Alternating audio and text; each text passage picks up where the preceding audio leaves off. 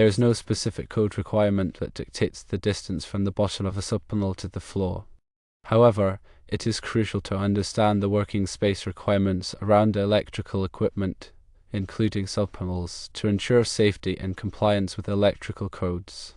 The National Electrical Code, or NEC, provides guidelines for working space in Article 110.26. This section focuses on providing adequate space for personnel to safely operate and maintain electrical equipment.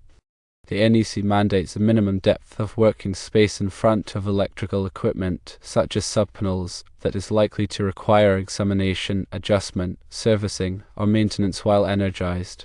The depth of this working space is dependent on the voltage to ground and the condition of the area on the opposite side of the equipment. For example, if the voltage to ground is 0 to 150 volts and there is an exposed live part on one side and grounded parts or grounded concrete or brick wall on the other side, the minimum depth of the working space is 3 feet.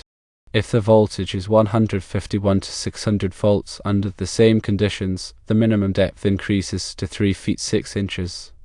If there is exposed live part on both sides of the equipment, or exposed live parts on one side and grounded parts on the other side with the condition being considered as likely to cause a shock hazard, the minimum depth for 0 to 150 volts remains at 3 feet, but for 151 to 600 volts, it becomes 4 feet. If the voltage is 601 to 2500 volts under the first condition, the minimum depth increases to 4 feet. The width of the working space should be at least 30 inches wide or the width of the equipment, whichever is greater. This width allows for sufficient lateral movement and safe operation. The height of the working space must extend from the floor or platform to a height of 6 feet 6 inches or the height of the equipment, whichever is greater. This ensures adequate headroom for personnel working on the equipment. While the NEC doesn't specify a minimum distance from the floor to the bottom of the subpanel, there are several practical considerations to keep in mind. Firstly, accessibility is key. The subpanel should be mounted at a height that allows easy access for personnel to perform maintenance and repairs. A comfortable height for most adults is typically between 4 feet and 6 feet from the floor to the top of the subpanel. However, this can vary depending on the specific needs and preferences of the user.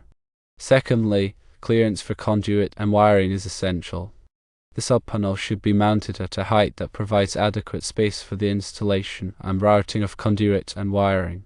This is especially important if there are multiple circuits or large conductors entering the subpanel. The NEC provides guidelines for conduit fill and wire bending space in Article 314. It's important to ensure that there is enough space inside the subpanel enclosure for proper wire termination and connections. Thirdly, protection from physical damage is important. The subpanel should be mounted in a location where it is protected from physical damage, such as impact from vehicles or equipment.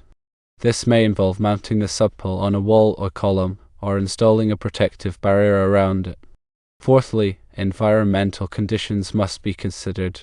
The subpanel should be mounted in a location where it is protected from environmental conditions such as moisture, dust, and extreme temperatures. If the subpanel is located in a damp or wet location, it must be rated for that environment. The NEC provides guidelines for the installation of electrical equipment in various environments in Article 312. The working space should be clear and unobstructed. There should be no storage of materials or equipment within the working space. This helps to ensure that personnel have a clear path to the equipment in case of an emergency. The working space should be adequately lit. This helps to ensure that personnel can see the equipment and perform their work safely. The NEC requires a minimum illumination level of 10-foot candles in the working space. The location of the subpanel should be carefully considered. It should be located in an area where it is easily accessible and where it will not be subject to physical damage or environmental conditions. Additionally, it is important to consider the load that the subpanel will be serving. The subpanel should be sized appropriately for the load, and it should be located close to the loads that it will be serving to minimize voltage drop.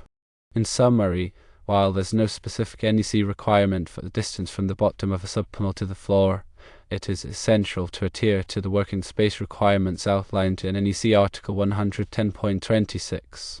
Also, consider accessibility, clearance, protection, and environmental conditions when determining the appropriate mounting height for a subpanel. Doing so will ensure the safety and compliance of electrical installations.